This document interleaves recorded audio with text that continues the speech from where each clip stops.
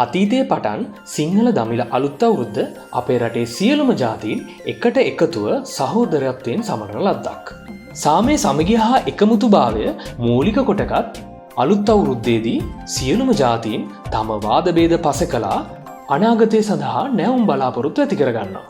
පාරම්පරික සිරිත් විරිත්වලට මුල් තැන දෙමින් එකම සිතුම් පැතුම් ඇති එකම ශ්‍රී ලාංකීය ජාතිය ලෙස සමරන්නා වූ සිංහල දෙමළ අලුත් අවුරුද්ද සැමට සාමයෙන් සහ සෞභාග්‍යයෙන් සපිරි වාසනාවන්ත ප්‍රීතිමත් අලුත් අවුරුද්දක් වේවායයි මම එක සිතින් ප්‍රාර්ථනා කරනවා. කෝලෝ අපටත් අවුරුද්ද ඇහෙනවා